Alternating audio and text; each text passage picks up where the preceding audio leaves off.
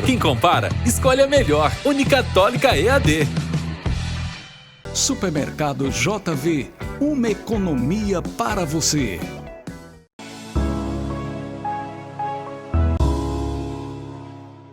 BrisaNet, levando o mundo até você.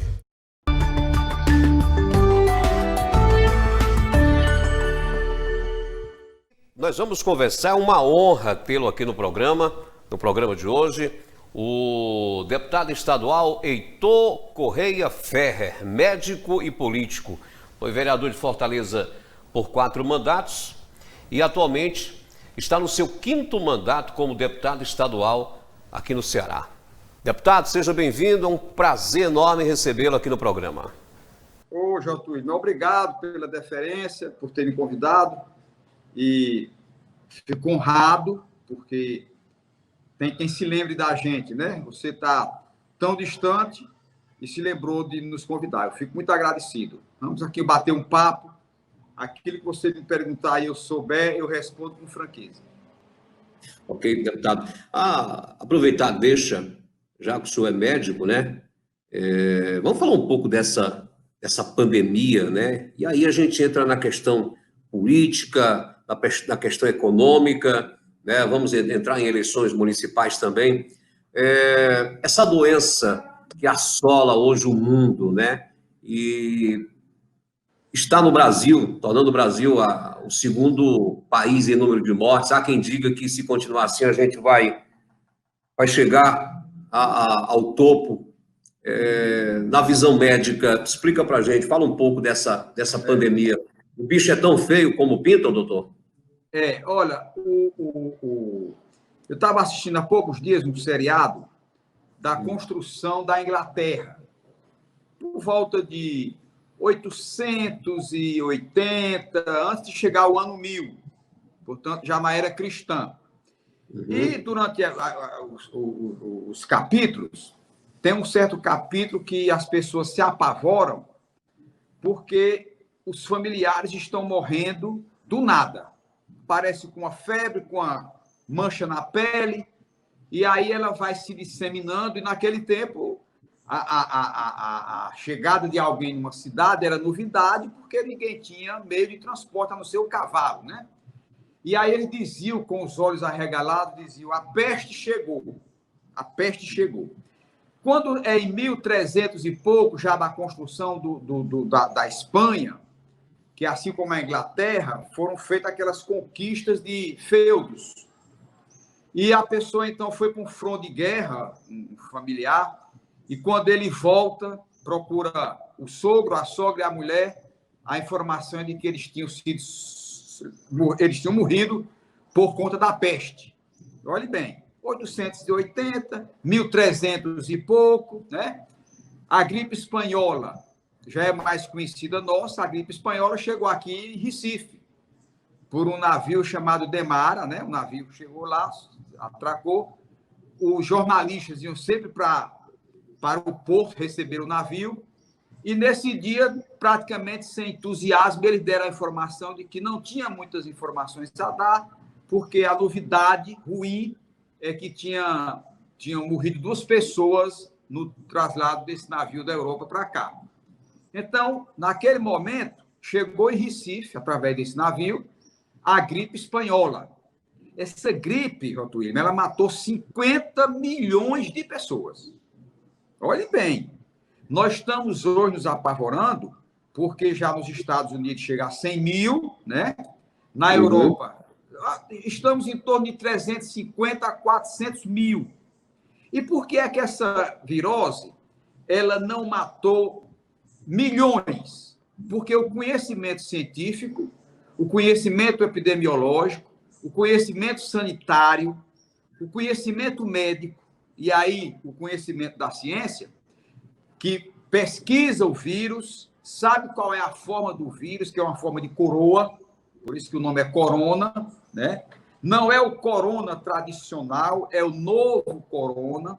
E esse vírus ele tem uma letalidade baixa, mas ele se contamina muito rapidamente. Ele passa de pessoa para pessoa de uma maneira muito rápida.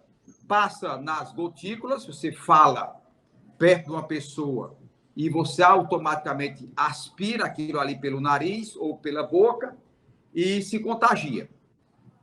Com a ciência, com as barreiras sanitárias, com o que dizem os especialistas, sanitaristas, epidemiologistas, eles dizem o seguinte: olha, o segredo para uma doença que você não conhece, não tem tratamento específico e não tem vacina, o remédio é se isolar, é fazer uma retração, um recuo nas convivências. Olha, eu sei que todo mundo tem seus afazeres, muitos precisam sair para fazer a venda do seu comércio, é a banana, é a verdura, é a fruta, é o peixe, é material de construção, é a produção industrial. Acontece, João Túlio, que quando você tem um único remédio, o isolamento, nós temos que nos submetermos a ele.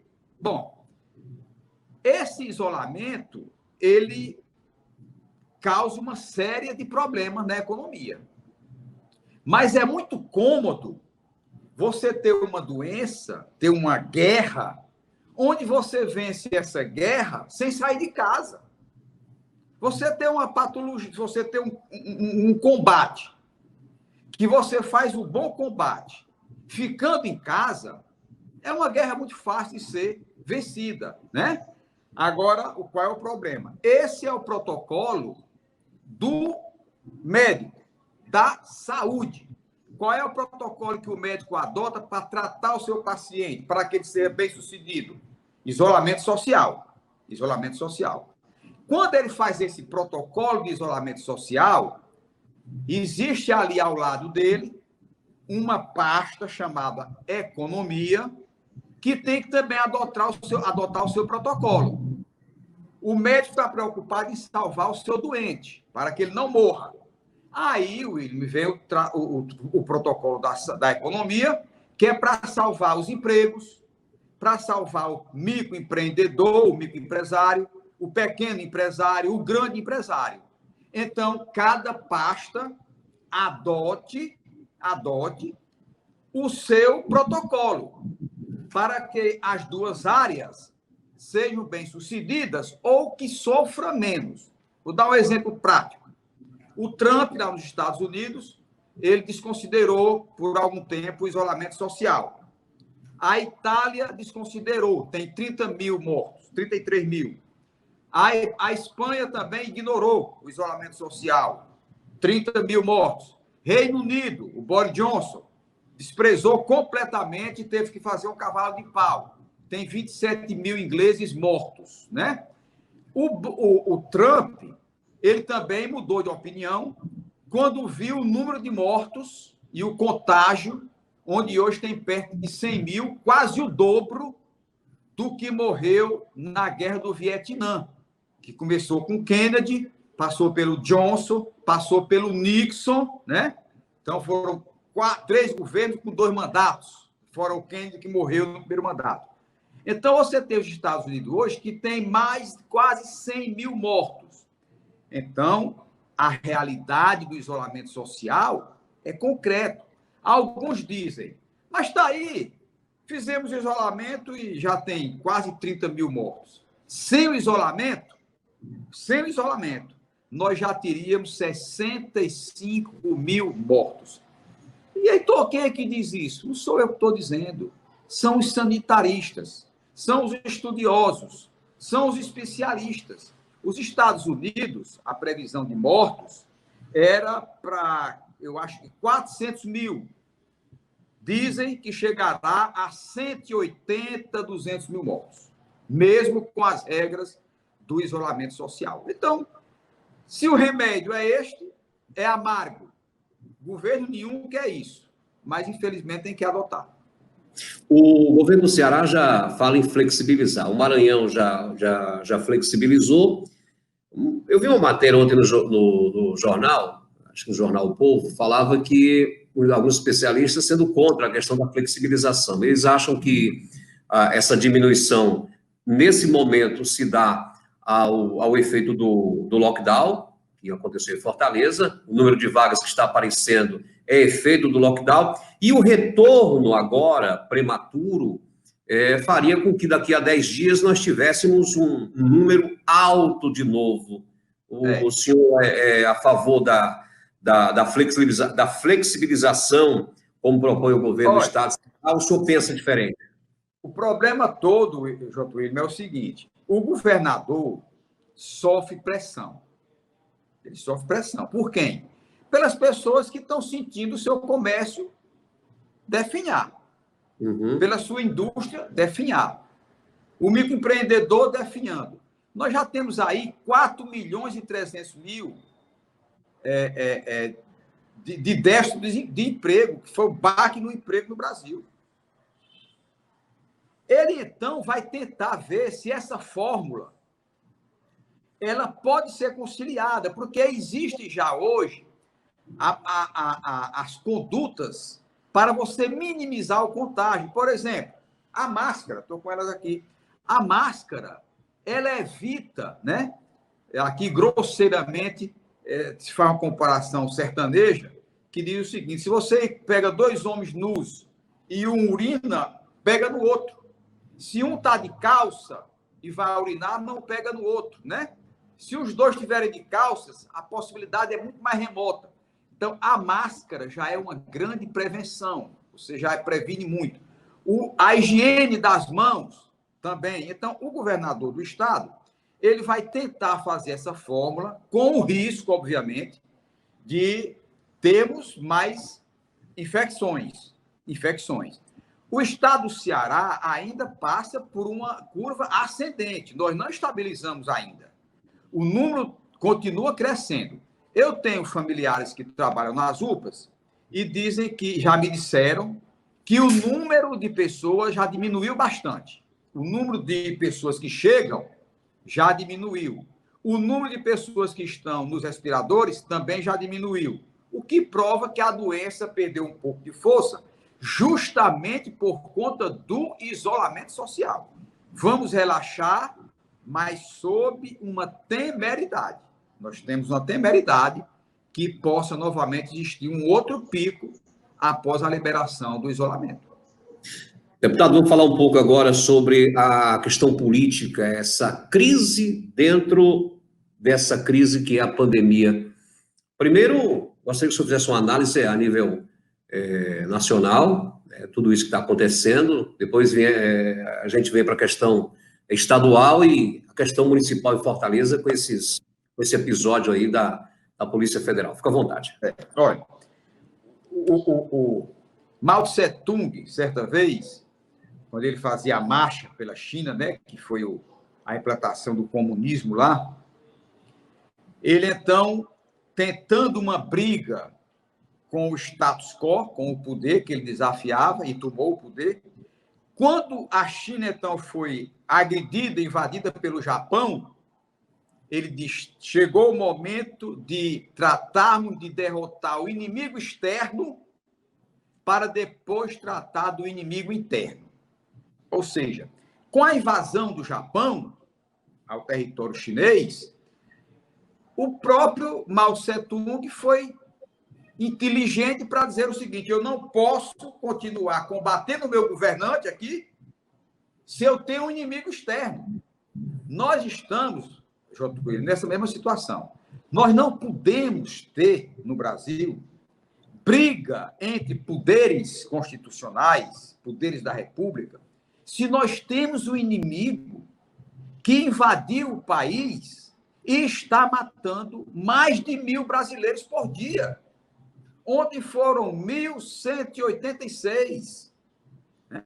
Então, se você imaginar, 2, 4, 6, 8, 10, 12, foram 6 Boeings com 200 pessoas que caíram no Brasil ontem. 6 Boeings com 200 passageiros. Então, o momento é de unidade nacional. Os poderes, né? Eles têm que deixar um pouco os seus presidentes, os seus componentes, nem presidentes, né? Porque o Supremo Tribunal, o presidente está até internado, teve suspeita também de Covid, não está, mas foi operado porque teve um abscesso. O presidente Bolsonaro, o presidente Rodrigues Maia, o presidente Luiz Fux, Nós precisamos de unidade nacional para enfrentar a crise de saúde e a crise econômica que o país tem que enfrentar pós-pandemia. Porque eu não digo nem durante a epidemia, porque nós estamos tão preocupados com a vida que os cifrões nós deixamos para lá, né? Vamos deixar para lá por enquanto. Quando chegar a época de enfrentar, de reconstruir o país, nós precisamos dessa unidade ainda mais. E agora a questão estadual, né? Qual é a avaliação que o senhor faz do governador Camilo Santana diante dessa pandemia? Aí depois nós vamos entrar na questão de Fortaleza, né, onde o senhor já foi, inclusive, candidato a prefeito, foi vereador por vários mandatos, é uma coisa mais local, o senhor está convivendo todo dia em Fortaleza. Agora, como deputado estadual, qual a visão que o senhor tem de tudo, da questão do Estado, o que é que o Estado está fazendo, a questão do governador, se está agindo correto?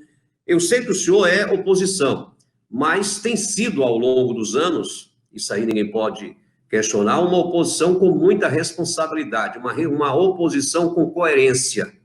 Então, por isso que nós trouxemos o senhor para conversar hoje. Essa sua serenidade, essa sua sabedoria, evidentemente, é bom nesse momento. Qual a análise que o senhor faz a nível do Estado do Ceará?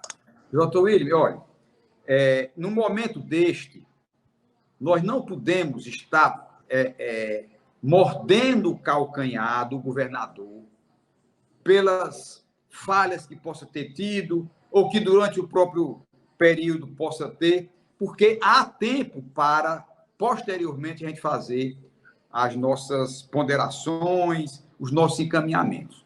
O governador Camilo Santana, ele teve o meu voto na Assembleia em todas as matérias que ele encaminhou para o Poder Legislativo. Por que que teve? Porque eu não posso estar contrário a medidas que ele precisava adotar, precisando do apoio, da aprovação dos deputados. Portanto, votei em todas as matérias, fiz emenda em algumas, como, por exemplo, quando se tratou da liberação do estado de calamidade, compra sem licitação, eu fiz uma emenda, foi acatada pelos deputados, para que todas as compras fossem encaminhadas à Comissão de Controle e Fiscalização da Assembleia, todas as compras, o que comprou sem licitação, encaminhar para que os deputados possam fazer análise, página por página.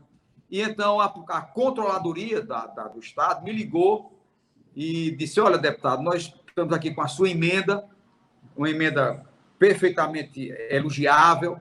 Eu quero saber apenas se colocarmos tudo isso no portal, se contempla a emenda de Vossa Excelência. Ora, se você tem, J. William, no portal a transparência, é eletrônico, onde você coloca todos os dados, contrato, empenho, pagamento, quantidade unitária, qualificação técnica do produto que comprou, e você joga isso na internet, para mim, obviamente, que isto fica contemplado, porque não só eu posso ver, como a sociedade também pode ver. Tanto é que se você agora sair do seu programa e abrir Transparência Ceará, tem lá só um link, que trata só de coronavírus, todo o caráter epidemiológico da doença, números e o que foi gasto com a doença até agora, com todos os contratos, com a compra de todos os produtos para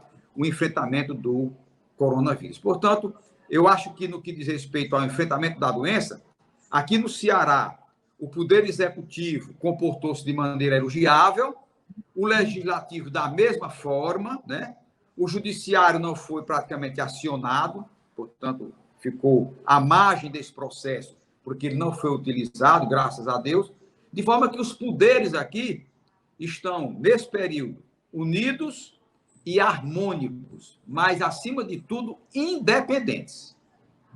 E com relação a Fortaleza, o que aconteceu recentemente, essa operação da Polícia Federal, o prefeito Roberto Cláudio emitiu uma nota, o IJF também emitiu uma nota, né, disseram que a compra não foi realizada, e aí fica aquele disse-me-disse. Foi realizada, a compra foi realizada, o pagamento foi feito, estou com o contrato em mão. houve um vacilo, um erro da administração municipal, comprou um produto a uma empresa que não tinha lastro, fez o pagamento de 24 milhões de reais, o contrato falava em 2 pagamentos da metade e a outra metade quando recebesse, o município pagou 24 milhões de reais, a controladora do município disse que recebeu 5, e obviamente que a gente tem fé de ofício, a gente acredita que sim, né? O contrato foi rescindido, tem data também para isso, é fácil de comprovar, de forma que houve um prejuízo financeiro e, o que é pior, houve um prejuízo humano de vidas. Tanto é que eu fiz questão de, no momento em que eu vi a controladora do município ir para a televisão e ter uma nota oficial dela, dizendo que o município ia ser ressarcido, que não tinha problema, vai receber o dinheiro, eu digo alto lá, alto lá. A secretária, que é a controladora do município, doutora Luciana Lobo, ela justificando que ia ser ressarcida, o município ia receber. E, doutora Luciana, sua justificativa é sórdida, é tosca, é desumana, porque a senhora fala que vai receber o dinheiro. E quem vai ressarcir os seus familiares, as pessoas que perderam seus pais, mães, filhos, noras, amigos? O dinheiro vai voltar para o município, digamos, mas quem vai ressarcir os filhos perdidos de cada família? Os pais, os avós. Portanto, essa justificativa, ela é desumana. J. William, 150 respiradores faz a diferença entre o sucesso e o fracasso, entre a vida e a morte.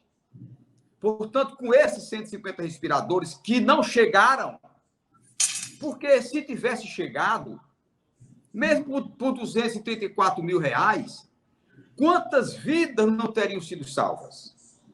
Quantas pessoas não estavam hoje contando que tiveram a Covid e que escaparam, né? Portanto, o pior, além do prejuízo, é a perda humana que essas pessoas, essas famílias tiveram. Deputado, agora vamos para a política em Fortaleza, né? O senhor acredita que ainda teremos eleição esse ano? Eu vi aí alguns comentários de que querem adiar para o final do ano. Há quem defenda a unificação das eleições, dando mais 2 anos de mandato aos prefeitos. O senhor acredita que ainda acontecerá esse ano eleição? E já aí existe uma palavra, aliás, 2 declarações, uma do Rodrigo Maia, que prorrogação nem pensar. E a outra do ministro Barroso, do TSE, o presidente, que vai na mesma linha. Eleição é a sustentação da democracia, com a obediência a ordens judiciais, né? Hoje fiquei muito preocupado com as declarações do presidente do Brasil, onde ele disse que chegou no limite. Não tem limite. Decisão judicial se recorre, mas cumpre, né? Então, a democracia ela se sustenta com a obediência aos poderes e se sustenta pelas eleições. A eleição de 2020 será talvez em 6 de janeiro, 6 de dezembro e o último final de semana de dezembro. Só me permita, o senhor falou que o presidente disse que chegou ao limite, dando a transparecer... De que podia descumprir ordem judicial, e isso é inaceitável. Aí, hoje mesmo, eu estava assistindo o jornal Hoje, da Globo, o general Heleno emitiu uma nota dizendo que, justificando aquela nota que ele soltou sobre a questão da apreensão do celular do presidente. Ele dizendo que entenderam errado, que não quis dizer aquilo. Mas ele passou uma semana para dizer isso. Verdade, é verdade. Aí a gente acaba entendendo meio mundo de coisa. Agora, uma coisa, Jota, é o seguinte, esses ministros que estão aí, que foram militares, eles hoje são civis, né? Verdade. Eles estão como ministro civil. É como se fosse o ministro o Ondes Lorenzoni, como se fosse o ministro... Mas eles Von Trauber, né? Mas eles deixam transparecer, deputado, que mesmo estando na reserva, eles têm poder sobre o Exército. E o que é que muita gente entende? Só para você ter uma ideia, aqui no interior, tem gente que entende assim, ele disse que se não fizer a coisa certa, o Exército vem tomar de conta. O grande problema é esse, é que ele leva a opinião pública nesse sentido. Né? E, obviamente, que o ministro da Defesa, ele tem que ser mais incisivo. Diz, olha, o Brasil tem uma democracia consolidada, os poderes devem ser harmônicos e independentes. Agora, fique certo, o Exército está para manter a ordem. Ele já disse isso. O Exército está para... Você sabe, que poucos sabem, o artigo 142, que tanto falam, qualquer um dos poderes pode requisitar o Exército para manter a ordem e a lei. O presidente só pode chamar o Exército para ir para a rua se ele pedir autorização à Câmara dos Deputados. O Exército vai para a rua. Se o presidente mandar, não. No Rio de Janeiro, o Exército só foi para o Rio de Janeiro, acho que naquele último ano do Temer. O Congresso deixar. O Congresso autorizou. Mas vindo para Fortaleza, atual conjuntura, o Solidariedade lança candidato? Sim. O Solidariedade, eu quero dizer com muita franqueza que o Genesias é 1000%. E o senhor é o candidato? Genesias, ele é homem de palavra, é preto no branco, o sim é sim e o não é não. Portanto, eu não tenho esse receio do apoio dele, do partido, né, tanto estadual como da União Federal. Então, o senhor respondeu o que eu perguntei. O senhor é o candidato? Candidato, sim. Pré-candidato hoje, né? Pré-candidato, né? Se não fosse a coronavírus, aí a Covid, a gente estava em plena pré-campanha, mas ninguém tem coragem de sair às esquinas, né? De sair às ruas. A campanha vai ser curtinha, né? Vai ser bem curtinha. E essa aqui é boa. Essa aqui é boa, é? Você faz pela internet. Hoje é um dia extraordinário. Eu digo sempre, J. William, que a gente devia fazer feito Big Brother. Todo mundo trancado, conversando com seus eleitores através dos canais das redes sociais, mostrando suas propostas, levando as hoje todo mundo tem um celular, eu estou conversando com você com um celular, né? Uma entrevista de meia hora por um celular, né? Então, é o meio melhor de se comunicar hoje, são as redes sociais. Para a gente finalizar, deputado, com quem o deputado Heitor Ferrer e o Solidariedade senta e não senta em Fortaleza? Olha, quem é candidato, ele tem que dizer sempre o que Brizola dizia. Eu entro num carro e estou dirigindo. Quem entrar para o carro levar é coadjuvante. Então, bota todo mundo na bulé, quando não tiver mais, bota na carroceria. E quem conduz é o prefeito. Portanto, com qualquer partido, nós podemos conversar. Desde, obviamente, que eu seja o candidato à majoritária, que eu seja o cabeça de chapa. Eu não poderia deixar de perguntar, deputado, me desculpe, eu falei que nós iríamos encerrar, essa questão das fake news, deputado André Fernandes, essa questão de que vão caçar o mandato dele por causa de fake news, ele fez algumas acusações aí na Assembleia, acusou um deputado, depois fez uma acusação contra o secretário da Saúde. Hoje, tudo isso que acontece em Brasília está baseado na questão das fake news. Qual é a sua visão com relação às fake news e, em especial, a questão do Estado de Ceará? Olha, redes sociais, né? Como o próprio nome diz, J. Rede da sociedade. Redes da sociedade, é nossa. E essa rede da sociedade esta, que cobra do político, cobra do juiz, cobra do promotor, cobra do governador, dos políticos, de modo geral. Seriedade, honestidade, ética, compromisso, Essa sociedade que tanto cobra isto, e tem o direito de cobrar, porque paga tudo, ela não podia, ou o segmento dela, transformar essas redes sociais em lamas sociais. Uma rede de mentiras, de intrigas, de calúnias, de difamação. Era a rede que era para prevalecer a verdade, a ética, o compromisso, a moral. Infelizmente, as redes sociais hoje se transformaram nesse mar de lama, fake news, onde a imagem de uma pessoa pode ser destruída pelas postagens feitas aí por robôs. O grande problema hoje que se investiga lá no Congresso, lá na Justiça Federal, no Supremo, não é o direito de se expressar que está violado. Você tem o direito de se expressar. Eu até coloquei essa semana no meu Instagram, Facebook, dizendo uma frase de Voltaire, filósofo francês. Posso não concordar com nada que você diz, mas irei até a morte para garantir o direito de você dizê-lo. E aí na Assembleia, você acha que essas fake news produzidas pelo deputado André chegam a cassar o mandato dele? Olha, o André cometeu o primeiro pecado quando ligou um deputado a uma facção criminosa. Olha, você lançar isso em redes sociais e para uma tribuna da Assembleia, dizer na tribuna, usar uma tribuna popular para acusar um deputado, isso é muito grave. Ele se desculpou, eu acho que estava de bom tamanho.